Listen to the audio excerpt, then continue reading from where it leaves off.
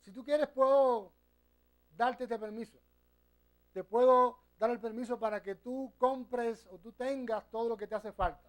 ¿Y qué dice la iglesia? Amén. Esto viene de parte del Señor. Entonces, cuando el gobierno necesita a la iglesia para que tome una postura ante sus deseos, la iglesia ya en el pasado quedó comprometida, dejando de ser sal y de ser luz. ¿Tiene sentido esto que estoy diciendo? Así que voy a repetir este principio básico. Debemos obedecer a los magistrados civiles y a las autoridades en tanto el magistrado civil no nos ordene hacer algo que Dios prohíba o simplemente que nos prohíba hacer algo que Dios nos manda. ¿Qué hacemos si vemos a un magistrado civil o autoridad ser injustos en sus decisiones? ¿Qué pasa si el gobierno se convierte en un instrumento del mal? ¿Hay algo que la iglesia pueda hacer por esto? Y hablando de la iglesia como institución. En estos casos la iglesia no toma la espada contra el Estado, ni tampoco huye de la confrontación. Aquí es cuando la iglesia es llamada a ser la voz profética de Dios, denunciando el pecado de sus gobernantes y anunciando las verdades del reino sin temor. Yo le voy a decir cómo surgió esta conferencia. Estábamos el 11 de abril del año pasado en Colombia y estaba en esa fecha había unas elecciones aquí, así que yo prediqué algo, me tocó predicar en la iglesia cuadrangular carismática en Villavicencio. Yo prediqué acerca de ser sal, de ser luz, y claro, yo llevaba una trayectoria ya de alguna manera predicando, teniendo algún tipo de enseñanza en cuanto a esto. Así que cuando terminé ese sermón, una joven líder de la iglesia me dijo: pastor, ¿por qué usted no nos enseña un poco de cosmovisión bíblica? Y yo me quedé como que, bueno. Resultó que el sábado había un ayuno, entonces convocaron a alguna gente de la iglesia. Usted sabe que al ayuno nadie va, a orar nadie va. Ese día, como se iba a hablar sobre el tema, gente que está buscando conocer un poco, pues de alguna manera se lograron reunir 30 personas. Cuando ya a mí me habían llamado la atención, mi propio gobierno, gente de la seguridad de Estado me había llamado la atención para que yo dejara de hacer mi escuela misionera. Yo decía, wow, qué impacto puede tener una escuela misionera que habla de misiones. Entonces ahí todo eso trajo un poco de luz. Así que yo recuerdo que ella, cuando va a comenzar la conferencia, la muchacha me dice: pastor, ¿puedo subir esto en vivo? Yo me quedé pensando, me acaban de llamar. Dije, ok, no hay problema, puedes grabar. Y comenzó la grabación duró como una hora. Yo recuerdo que yo iba revisando, y tengo un canal de YouTube, iba revisando y esto iba como que subiendo la cantidad de personas que estaba viendo la enseñanza. Esta enseñanza ha sido un poco más sofisticada debido al tiempo y entonces recuerdo que un momento yo revisando por cuántos likes o cuánta gente estaba reproducciones, veo que desaparece la enseñanza. Y yo me quedé como que, ¿qué habrá pasado aquí? Busco en el Facebook de la muchacha que había subido esto en vivo y veo que tampoco está. Le escribo a ella y ella me dice: mira, después de ella tratar de indagar qué había pasado, simplemente parece que hubo alguien que se metió en mi página y hackeó la cuenta y borró el video. Yo dije, wow, esto le molestó a alguien importante, o sea, a alguien le molestó de tal manera que se tomaron el trabajo de que esta conferencia fuera borrada. Yo me quedé con aquello por dentro. Y el día antes de viajar a Cuba, en el viaje anterior, estaba yo comentando este testimonio fuera de la iglesia y hubo una persona que la más que la vi esa vez, me dijo: ¿Quieres que te grabe esto en video y lo puedes subir a tu canal? Y dije, por supuesto. O sea, el otro día, el día antes de viajar, entonces yo grabé 11 minutos nada más, bien concentrado. Y entonces cuando llegué a Cuba, lo subí desde Cuba. Y créanme, no me ha pasado nada hasta ahora. Pero yo tengo delante del Señor, yo no es que sea tan valiente, es que yo tengo delante del Señor una responsabilidad de poder anunciar la verdad en los tiempos que estamos viviendo. Pero esa no es mi responsabilidad, nada más es tu responsabilidad como cristiano. Y después de esta conferencia, más todavía.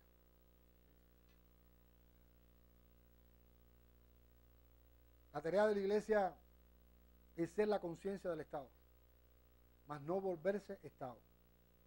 La insurrección no es el papel de la iglesia. Nunca la iglesia debe ir contra el Estado con violencia.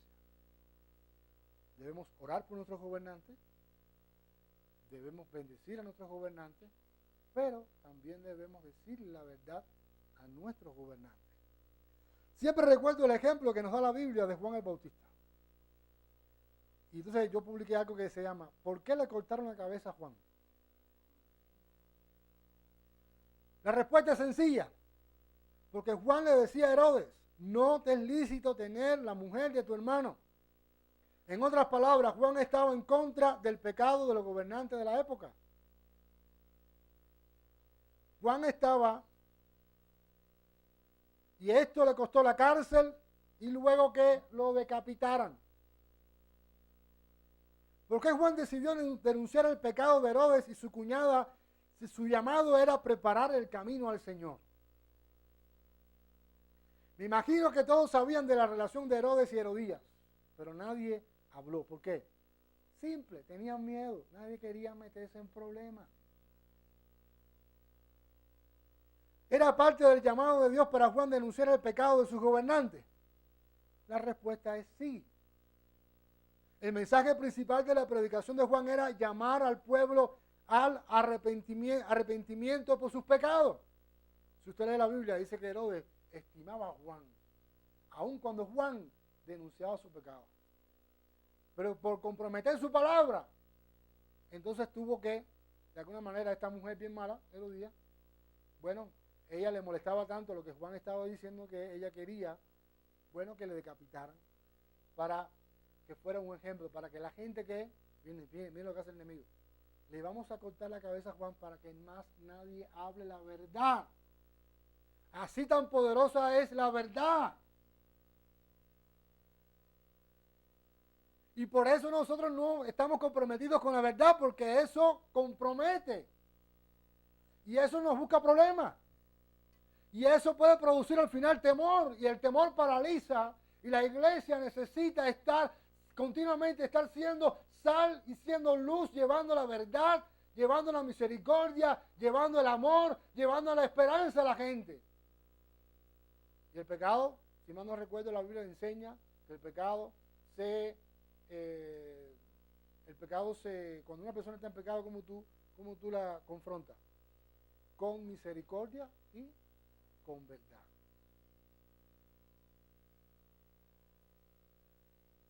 Me imagino que no faltaron aquellos que le dijeron, habla de todo lo que quieras, pero no te pongas a decir nada sobre tus gobernantes. Te puede ir mal si lo haces. Cuando le fue mal, le arrancaron la cabeza. Pero para el cristiano la muerte es ganancia. Cada cristiano es un profeta de Dios que tiene la responsabilidad de proclamar la verdad del Evangelio ante un mundo que se pierde en pecado. Algo que debemos tener claro es que la iglesia y el Estado se relacionan entre sí, pero sus funciones deben permanecer separadas. Han sido concebidas por Dios para que actúen con propósitos diferentes. Entonces, la iglesia tiene una labor muy espiritual que hacer, pero sobre todo las cosas de que la gente tenga el entendimiento de lo que enseña su palabra, la palabra del Señor. La iglesia ha sido concebida para guiar espiritualmente a las naciones, discipulándola en los principios de Dios. Y la iglesia, no hemos aprendido a veces qué es discipular. Hay muchos conceptos, transferencia de vida, y eso está bien, pero cuando usted discipula a nivel de la cosmovisión, de lo que la gente piensa que es real, y no es real, y es mentira. Es decir, la sociedad tiene sus propios presupuestos, sus propias ideas, sus propios parámetros establecidos por ellos mismos. La iglesia tiene que, sin imponerse, con amor, con misericordia, confrontar la mentira del pensamiento que está a nuestro alrededor con la verdad del Evangelio. Y la verdad del Evangelio va a producir una transformación, no solamente en el corazón, también en la mente. Porque como dice Darren Miller, si la iglesia no discipula a la nación va a discipular a la iglesia. Entonces la iglesia muchas veces está a la defensiva, diciéndole a los jóvenes, no deben hacer esto, no deben hacer aquello. ¿Por qué? Porque la iglesia está a la defensiva de lo que ya está establecido como verdad en un mundo que no es verdad. ¿Me está haciendo entender? La iglesia no está a la defensiva, la iglesia está a la ofensiva. ¿Por qué? Porque ni las puertas del Hades van a prevalecer contra la iglesia. No porque nosotros somos superiores a nadie, sino porque nosotros conocemos y hemos entendido la verdad. Y por esa verdad tenemos que estar dispuestos a dar hasta nuestra propia vida. Esto puede parecer un poco como que, yo que a lo mejor tú viniste hoy con el deseo de que, ay Señor, tráeme una palabra que pueda bendecir mi vida. Estoy pasando por una crisis económica, Padre, estoy pasando por una crisis espiritual, emocional, mi marido me abandonó, mi marido. Esto también es importante lo que estamos enseñando en esta mañana. Es muy importante, porque la visión de la iglesia debe llegar a las naciones. Pero si tú mandas a un misionero a la India sin el entendimiento de la palabra, ese misionero lo van a matar sin poder haber hecho su trabajo completamente bien. Hay por lo menos dos mentiras que se han enseñado históricamente en la mayoría de las culturas. La primera es que la política es mala. Y esto es incierto. Más bien deberíamos decir que lo que no funciona bien son los políticos, los cuales en muchas ocasiones terminan siendo tan corruptos como el ladrón común. Entonces cuando a ti te hablan de la política es mala, no, la política ¿quién la creó? ¿Quién creó el gobierno? El Señor, y debe estar en función del Señor. ¿Quiénes son los malos? Los políticos, que usan su poder y su autoridad para corromperse a ellos y corromper a la gente. La segunda mentira es que el cristiano debe meterse en política. Perdón, que el cristiano no debe meterse en política. Sin embargo, hay varios ejemplos bíblicos que demuestran lo contrario.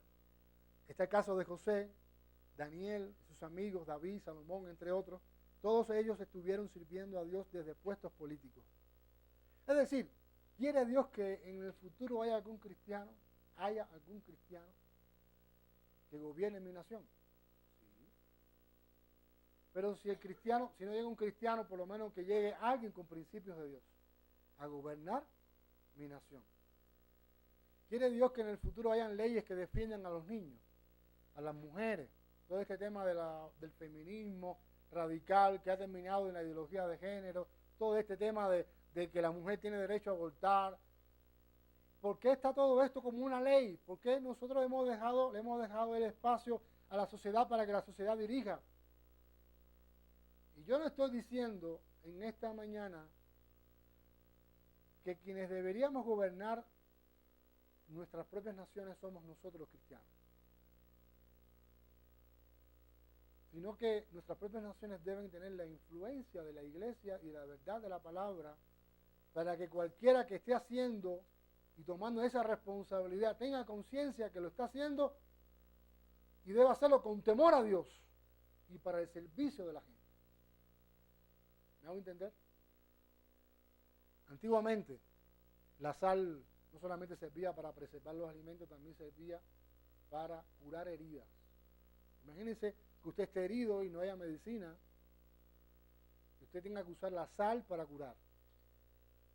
¿Cómo va a sentirse la persona que está siendo curada? ¿Con un gozo? ¿Cómo se va a sentir? ¿Qué va a hacer? ¿Qué va a hacer? Gritar. Y yo me he puesto a pensar, ¿qué tiene que hacer el mundo que no conoce a Dios con la iglesia? Gritar. ¿Me hago entender? Si nosotros como sal hacemos nuestra parte, el mundo va a gritar de dolor, porque lo que la iglesia va a producir en el mundo que es sanidad. La iglesia tiene que ser un hospital, el hospital nunca se cierra. Sin embargo, nosotros cuando salimos de este lugar se nos olvida Dios y comenzamos a hacer las tareas diarias pensando porque esas tareas diarias no tienen nada que ver con la Biblia. Sin embargo, todo lo que hacemos, sea de hecho, de palabra, debemos hacerlo para honrar y glorificar al Señor. Es decir, cuando tan importante lo que estoy haciendo yo ahora, como lo que hace una ama de casa, cuando está lavando, o cuando está, como se dice aquí, lavando los platos, ¿cómo es? Cuando está limpiando, cuando está planchando, cuando está atendiendo a sus hijos, cuando está sirviéndole la comida al esposo, todo debe hacerlo para la gloria de Dios. Cuando el hombre sale a trabajar, debe hacerlo para la gloria de Dios. No viendo en el trabajo su propia identidad o el éxito, sino viendo el trabajo como un canal que Dios va a usar para bendecirle económicamente, pero entendiendo que el fin de lo que hace es para glorificar al Señor. Entonces, si nosotros los cristianos hacemos esto, ¿qué va a pasar? De alguna manera, aunque la transformación y el avivamiento lo inicia Dios, pues va a pasar algo. En la Alemania nazi, antes de que subiera Hitler al poder, comenzó, no recuerdo ahora el nombre específicamente, pero comenzó un grupo de cristianos a tener un movimiento espiritual. Y fue muy fuerte, mucha gente conocieron al Señor, pero a ellos se les olvidó que lo que se hacía fuera de ese lugar también era sagrado y debía servir al Señor. Por eso ellos llegaron a tener una persona de mucha importancia que en el poder, que se decía que era cristiana, pero esa persona decía, yo soy cristiano cuando estoy en la iglesia, cuando estoy en mi casa, pero cuando estoy haciendo el ejercicio de la política, no, porque aquí esto es diferente, esto es distinto. ¿Qué pasó? Que cuando Hitler llegó al poder, la iglesia cristiana no tenía la autoridad para bajarlo de ese lugar. Porque la iglesia decía, lo importante es lo espiritual, lo que no es espiritual no es importante. Todo es importante. Cuando Jesús predicaba el reino de Dios, enseñaba y sanaba. Todo era parte del ministerio de Jesús, todo era importante. Es decir, hay cristianos que han sido llamados por Dios a servirle desde las más altas esferas del gobierno. La iglesia local tiene la labor de capacitar, entrenar y movilizar a este cristiano con llamado a la política para que enseñe los principios de Dios en esta medular e importantísima rama de la sociedad. ¿Quién está encargada de entrenar y discipular? La iglesia. ¿A quién? Al que está llamado al arte, a quien está llamado a la política, a quien está llamado a la salud. En cuanto al cristiano que no tiene llamado a la política, debe participar activamente en las decisiones de la sociedad donde vive. ¿Cómo hacerlo? Muchas veces tan fácil como ir a votar y decir, yo estoy en contra de esto. Porque el voto, la gente, yo voy a decir algo, Dios elige a los gobernantes, ¿sí o no? Pero si todo le toca a Dios, o también nos toca una parte de decir, bueno, esto enseña la palabra de Dios claramente, entonces yo tengo que votar conforme a lo que me enseña la palabra. A la persona tal vez no cumple todos los requisitos, pero por lo menos los que más se parezcan y los que más defiendan a los principios del Señor. Entonces yo debo votar y entonces el Señor va a usar mi voto para hacer su voluntad. ¿Me hago entender? Podemos concluir diciendo que tanto el gobierno como la iglesia han sido creados por Dios, pero con funciones diferentes. El cristiano con llamado a la política tiene el deber de enseñar los principios de Dios. Quiero terminar con un texto que se encuentra en Mateo capítulo 6, versículo del 5 al 11. Un texto bien conocido. Y creo que que sea el Espíritu Santo realmente hablando en este texto. No voy a explicarlo todo porque si no tendríamos que dar otra predicación más. Ya que hay gente pensando en hacer el almuerzo. O por lo menos ir a algún lugar a almorzar. Si estás pensando en eso, dile a tu pensamiento, sométete a lo que va a pasar ahora. Comer es importante, pero comer con entendimiento. Mateo capítulo 6, del versículo 5 al 11, dice, y cuando ores, no seas como los hipócritas, porque ellos aman el orar en pie en las sinagogas y en las esquinas de las calles, para ser vistos, para ser vistos de los hombres. De cierto os digo que ya tienen su recompensa. Ahora, mira lo que dice Jesús. Mas tú cuando ores, entra en tu aposento y cerrada la puerta, ora a tu Padre que está en secreto, y tu Padre que ve en lo secreto te recompensará en público. Yo le voy a decir algo. ¿Le interesa a Jesús que las oraciones sean, fíjense a dónde tienen que llevar nuestras oraciones? ¿A dónde? A la sociedad. Lo que yo oro en secreto, la sociedad lo va a ver la manifestación de Dios en mi vida. A Dios le interesa la sociedad. Y orando, no uséis vanas repeticiones como los gentiles que piensan que por su palabrería serán oídos. No hagáis pues semejantes a ellos, porque vuestro Padre sabe de estas cosas tenéis necesidad. Antes que vosotros le pidáis, vosotros pues oraréis así. Padre nuestro que estás en el cielo, o en los cielos, santificado sea tu nombre. Venga tu reino. Hágase tu voluntad como en el cielo, así también en la tierra. Es decir, Dios quiere que su voluntad, que se cumple perfectamente en el cielo, se cumpla perfectamente en la tierra. ¿Y a quién Dios va a usar para eso? A nosotros. El pan nuestro de cada día, dándonos hoy, y perdónanos nuestras deudas, como también nosotros perdonamos a nuestros deudores. Es decir, que de vez en cuando tú y yo nos endeudamos. ¿Qué significa? Que vivimos en este mundo. Estoy diciendo con toda, vivimos en este mundo. Y este mundo nos debe importar. Y el Señor tiene enseñanza para cómo vivir este mundo. Termino con la cita de un pastor que se llama Salvador Gómez. No se trata de conseguir que la voluntad del hombre se haga en el cielo. Es conseguir que la voluntad de Dios se haga en la tierra. Entonces, hoy por la mañana yo recibía el mensaje de una hermana que conocimos en Moniquirá el año pasado, venezolana, y ella me decía, ahora llevamos más de 60 horas sin corriente eléctrica. Hay mucha indigencia, están sufriendo los niños, los hospitales no tienen luz eléctrica. Oren por Venezuela. Entonces, como cristianos nos debe interesar lo que está pasando en otras naciones y debemos orar, proclamar la verdad y defender la verdad. Vamos a orar. Padre, en esta mañana